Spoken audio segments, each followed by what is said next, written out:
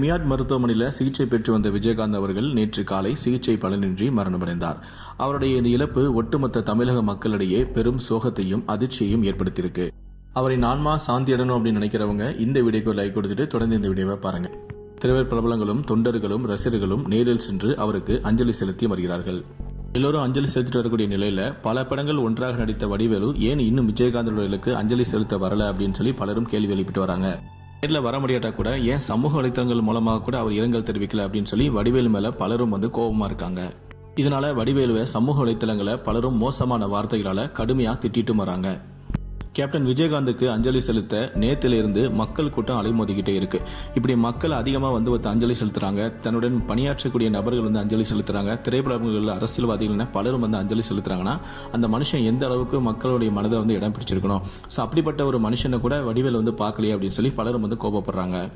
தமிழ் திரையுலகில் விஜயகாந்த் கொடிகட்டி பறந்த சமயத்தில் வடிவேலுக்கு பல படங்களில் வாய்ப்பு ஏற்படுத்தி கொடுத்தவர் தான் விஜயகாந்த். விஜயகாந்த் வடிவேலுக்கு இடையே நல்ல நட்பு இருந்து வந்துச்சு.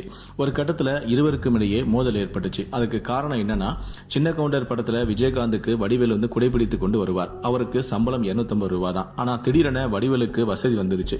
இதனால விஜயகாந்த் இருக்கக்கூடிய தெருவிலேயே அவர் ஒரு வீடு வாங்கினார். அந்த சமயத்தில் விஜயகாந்துடைய உறவினர் ஒருவர் இறந்து போயிட்டார். அவருக்கு வடிவேலுடைய வீட்டிற்கு எதிர் வீடு தான். துக்கம் விசாரிக்க வந்த விஜயகாந்துடைய சொந்தக்காரங்க வடிவேலு வீட்டுக்கு முன்பக்கம் அவங்களுடைய வாகனத்தை நிறுத்தியிருந்தாங்க. இதனால வடிவேலு கோபப்பட்டு வண்டியை எடுக்குமாறு சொல்லியிருக்காரு. அப்போ விஜயகாந்தோட உறவினர்கள் சொல்லியிருக்காங்க, சடலத்தை எடுத்த உடனே நாங்கள் வண்டி எடுத்துருவோம், நாங்கள் பாட்டு புறப்பட்டு போயிடுவோம், கொஞ்சம் அட்ஜஸ்ட் பண்ணிக்கோங்க அப்படின்னு சொல்லி விஜயகாந்தோட உறவினர்கள் சொல்லியிருக்காங்க. ஆனால் அதுக்கு விஜயகாந்த் தான் பெரிய இதுவா அதுவா அப்படின்னு சொல்லி வடிவேலு பேசியிருக்காரு. இதனால ஆத்திரமடைந்த விஜயகாந்தோடைய உறவினர்கள் வடிவேலை அடிச்சிட்டாங்க. அதன் பின்னர் தான் அவர் தேர்தல் நேரத்தில் அந்த பிரச்சனையை வச்சு விஸ்வரூபம் எடுத்தாரு. இதுக்கும் விஜயகாந்துக்கும் எந்த விதமான சம்மதமும் இல்லாட்டாலும் அவருடைய கோபமும் ஒட்டுமொத்தமா விஜயகாந்த் பக்கம் தான் திரும்பிச்சு. வடிவேலு விஜயகாந்தை தரைகுறைவா விமர்சித்ததற்கு பலரும் கண்டனம் தெரிவித்தாங்க. ஆனால் உண்மையிலேயே கோபப்பட வேண்டிய விஜயகாந்த் வடிவேலுவை நினைத்து வருத்தப்பட்டதாக பிரேமலதா ஒரு நேர்காணல சொல்லியிருக்காங்க.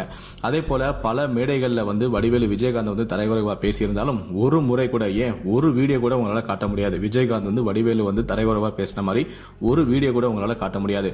அந்த அளவுக்கு விஜயகாந்த் வடிவேலு மேல ரொம்ப அனுபவிச்சிருந்தாரு. அவர் மேல இந்த பற்றாலையும் அவர் மேல இந்த நட்பாலையும் அவர் நல்லா இருக்கணுமே நினைச்சாரே தவிர ஒரு முறை கூட அவரை தரக்குறைவா பேசினதே கிடையாது. மேலும் வடிவேலுக்கு சினிமாவில் வாய்ப்பு கிடைக்காத போது கூட அவரை பத்தி வருத்தப்பட்டிருக்காரு.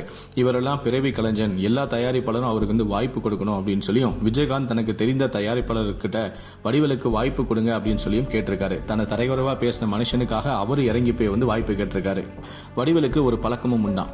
தன்னுடன் நடித்த எந்த நடிகர் கஷ்டப்பட்டு இறக்கும் நிலையில் இருந்தாலும் கூட அவருக்கு ஒத்த பைசா கூட கொடுக்க மாட்டாராம்.